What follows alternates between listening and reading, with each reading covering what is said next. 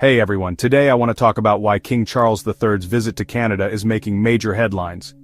On May 26, 2025, King Charles III and Queen Camilla touched down in Ottawa for a historic visit. Now you might be asking, why all the fuss?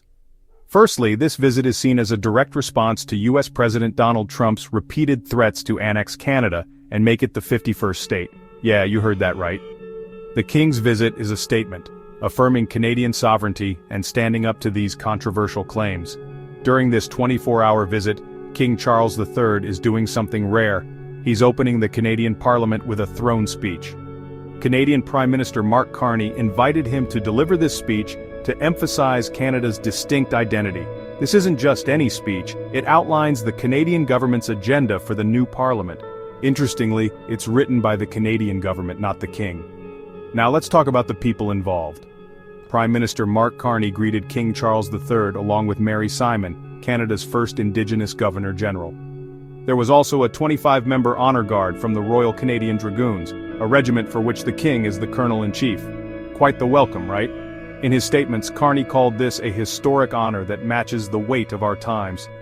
He emphasized Canada's strength in its diverse roots, English, French, and Indigenous. Governor-General Mary Simon echoed these sentiments, stating that the visit reaffirms the constitutional bond that has shaped Canada's journey into an independent nation. It's pretty clear that this visit is loaded with symbolism and meaning.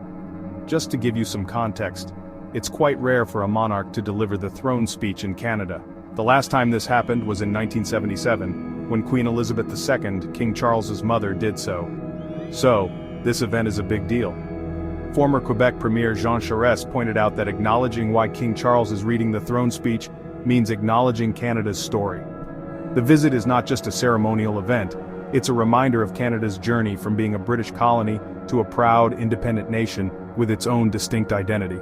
Interestingly, Canadians weren't too happy when British Prime Minister Keir Starmer extended a state visit invitation to Trump on behalf of the King, especially since Trump was making those annexation threats at the time. Carney mentioned that Canadians were unimpressed by that gesture, and it was a time when issues of sovereignty were quite clear-cut. In addition to the throne speech, King Charles III is set to meet with Prime Minister Carney and visit Canada's National War Memorial. It's a packed schedule, so why does this visit matter?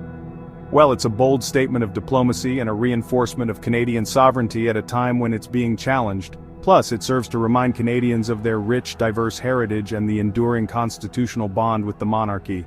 That's all for today, folks. Keep an eye out for more updates on this fascinating visit, and don't forget to like, subscribe, and hit that notification bell for more content. Thanks for watching.